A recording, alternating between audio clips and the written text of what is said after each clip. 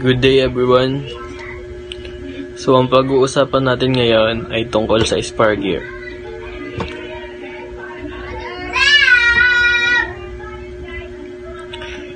Spar gear. Spar gears are the simplest type of gears with strand teeth used to transmit motion and power between parallel shaft. Based parallel axis ng pag-ikot ng gear. So guys, ano nga ba ang spar gear? Ang spar gear ay isang uri ng gear na may tuwid na ngipin sa parallel axis ng pag-ikot. Ito ang pinakasimpleng uri ng gear at kadalasang ginagamit sa mga mechanical drive system. Paano nga ba gumagana ang spar gear? Ang spar gear ay nagpapadala ng energy at paggalaw sa pagitan ng dalawang parallel shaft. Ang mga ngipin at spar gear ay nagkakabit at nagtutulak sa isa't isa na nagiging sanhi ng pag-ikot ng isa pang shaft.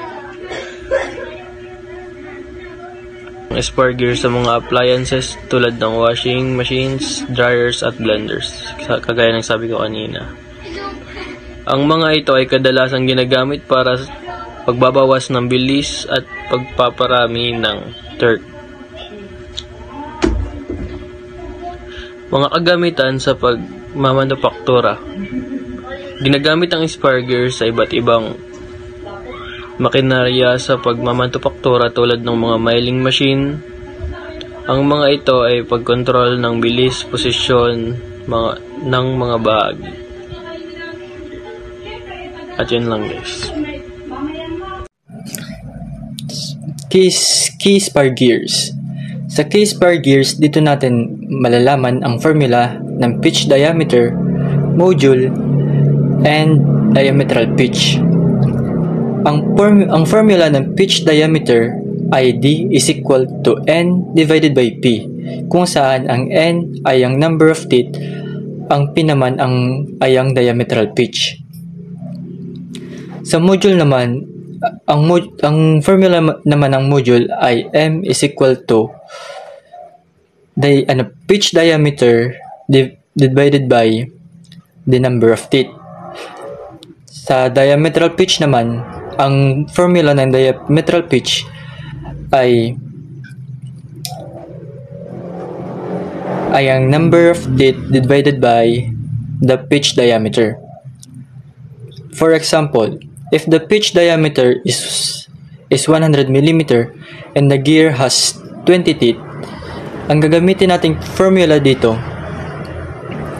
ay ang module, since ang wala dito ay ang module. Nandito yung diametral pitch at ang pitch diameter.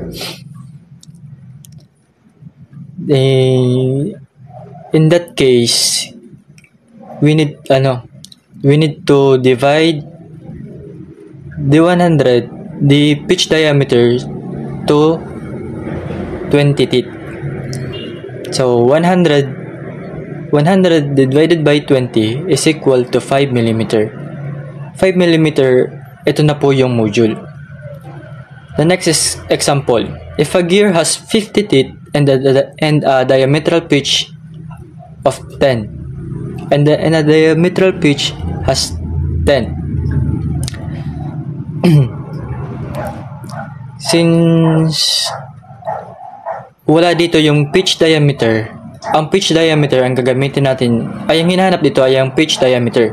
Kaya ang gagamitin natin ng formula ay ang D is equal to number of teeth divided by the diametral pitch. Ganun lang siya kasimple. So parang i-divide mo lang siya kung ano yung hinahanap, yun yung gagamitin mo pang na formula para makuha mo yung sagot, yung hinahanap na sagot. The next one is the addendum and dedendum. The addendum is the radial distance between the pitch circle and the addendum circle. The addendum is also the same as the module. The dedendum is the radial distance between the pitch circle and the root circle. The root circle is the circle drawn through the bottom of the teeth, and the hole depth naman ay ang total length of tooth space equal to the sum of the addendum and the dedendum. In the addendum, the formula of the addendum ay 1 divided by P. If the diametral pitch is 5, then 15 is equal to 0.2 inches. Sa dedendum naman, ang formula nito ay 1.25 divided by the diametral pitch. If the diametral pitch has 5, then 1.25 divided by 5 is equal to 0.25 inches. Sa hole depth naman, ang formula ng hole depth ay A plus B, or hole depth is equal to A plus B H.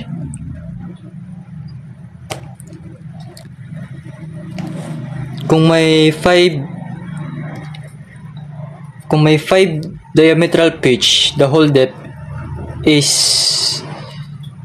you need to add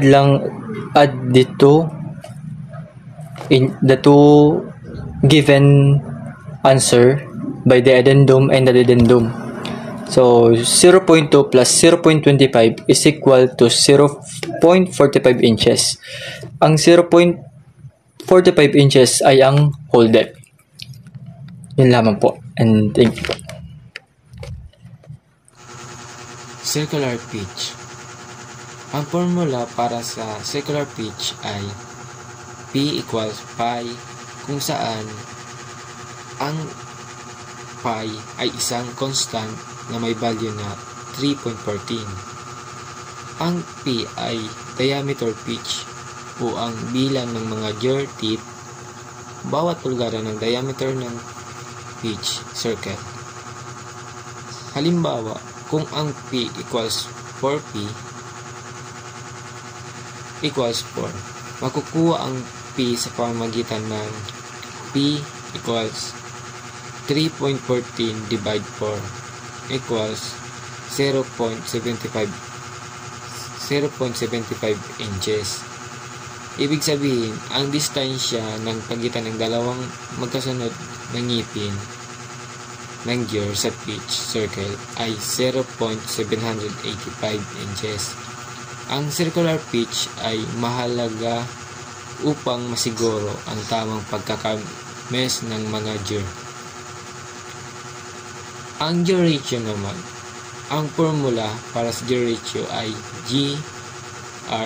N2 divide N1, kung saan ang N1 ay bilang ng mga ngipin ng driver jaw kung ang jaw ay umiikot sa motor o makina. Ang N2 naman ay bilang ng mga ngipin ng driving jaw o ang jaw na pinapaikot ng driver jaw. Halimbawa, kung ang driver jaw ay may 20 teeth at ang driver jaw ay may 40 teeth, makukuha ang jaw ratio sa pamamagitan ng GR40 divide 20 is equals to. Ibig sabihin, ang driving jaw ay may umiikot ng mas mabagal kaysa sa driver jaw. At sa bawat pag-ikot ng driving jaw ay nasa 1/2 ikot lamang. Ang jaw ratio ay mahalaga sa pagdedesisyon ng bilis at torque na kinakailangan para sa isang sistema ng jaw. Ang torque naman, ang formula para sa torque ay T equals F times D divide 2, kung saan ang F ay forsang inilalagay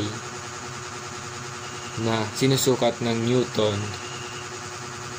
at ang D ay pitch diameter o jaw o system na sinusukat sa metro. Ang T ay ang torque o ang lakas ng pag-ikot na sinusukat sa Newton meter. Ang torque ay isang sukatang forsang nagiging sanhi ng pag-ikot ng isang bagay tulad ng gear o shaft. Kung ang F equals 100, ang NF equals 100, N at ang D equals 0.5, MD equals 0.5. Gamitin natin ang formula para makuha ang T. T equals 100 times 0.52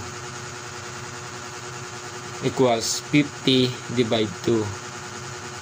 At makuha na ang equals 25. Ibig sabihin, ang torque na nalikha ay 25 Newton meter.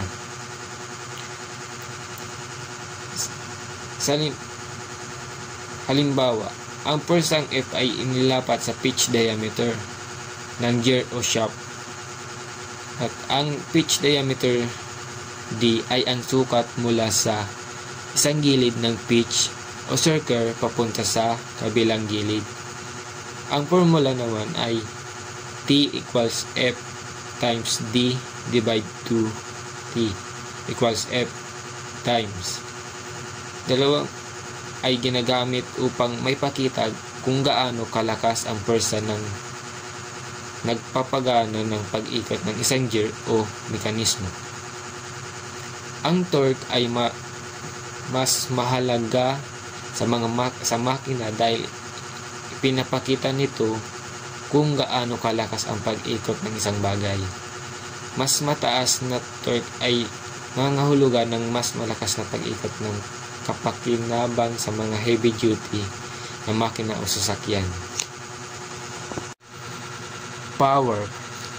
Ang formula para sa power ay P equals 2 pi Tn60, kung saan ang P na ay ang torque, sukat ng lakas na nagpapakilos ng isang bagay na sinusukat sa Newmeter or Nm.